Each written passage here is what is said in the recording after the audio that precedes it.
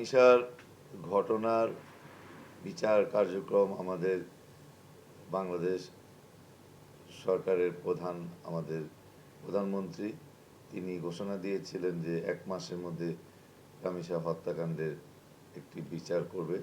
সেটা তার অঙ্গীকারটা বাস্তবায়ন হয়েছে। এই রেসটা না যেতেই জনগণের মধ্যে আরেকটি রামিসা মতো একটি ঘটনা এই চক্র করার একটা অপচেষ্টা করেছিল। আমাদের স্থানীয় বিএনপি যারা করে তাদের সহযোগিতা, সকলের সচেতনতার কারণে আজকে এই শিশুটাকে এই ধরনের একটি মানে কার্যকলাপ থেকে রক্ষা পেয়েছে। এটা আমাদের একটি বড় একটি প্রাপ্তি। আর পাশাপাশি যে ধর্ষক যে এই কর্মকাণ্ডে লিপ্ত ছিল সেই ধর্ষককেও একটি মবের অবস্থা তৈরি করে তাকে গণপিটুনি দিয়ে একটি এই হত্যাকাণ্ডের ঘটনার একটি চক্রান্ত ওই জায়গায় হয়েছিল।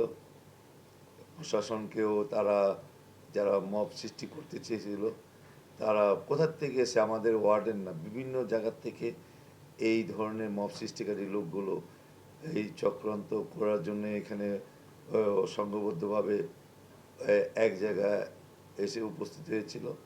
সেটা পুলিশ সেটা নিয়ন্ত্রণ করতে পারছিল না।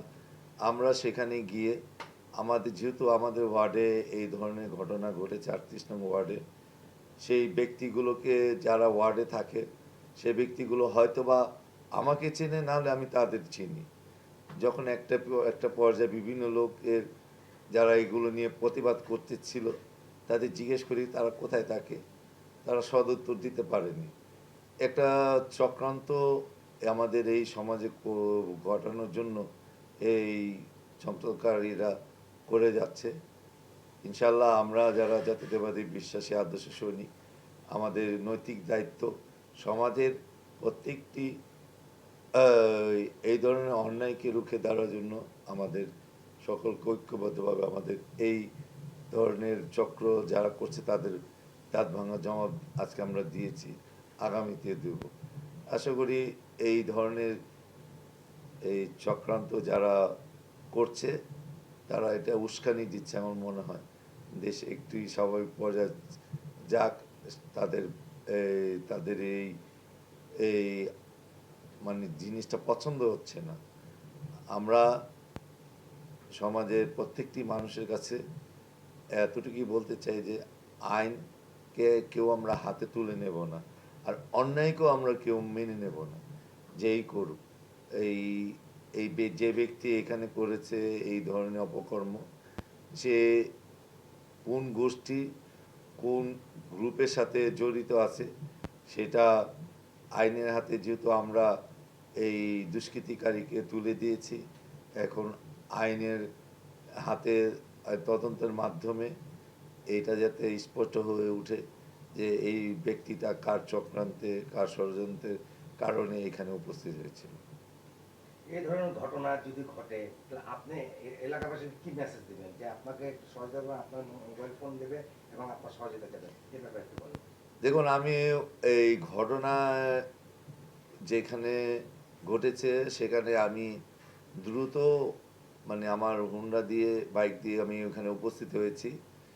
পাশাপাশি আমার সাথে যিনি আমার সাথে ছিল তাকে আমি মোবাইলে মানে আমার এই যে উপস্থিতিটা সেটা আমি সরাসরি ফেসবুকে লাইভে এই কারণে দিয়েছি যে যে আমাদের আমাদের যারা বিএনপি মনা লোক, আমার যে আমরা স্থানীয় যারা বিএনপি করি সবাই যাতে এখানে এসে উপস্থিত হয়।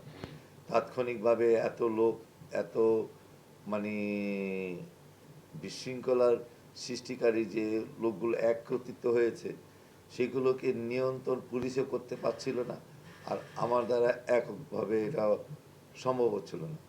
আমাদের ওয়ার্ডের সকলেই সেখানে যারা লাইভ দেখে উপস্থিত আছে তাদেরকে ধন্যবাদ জানাচ্ছি।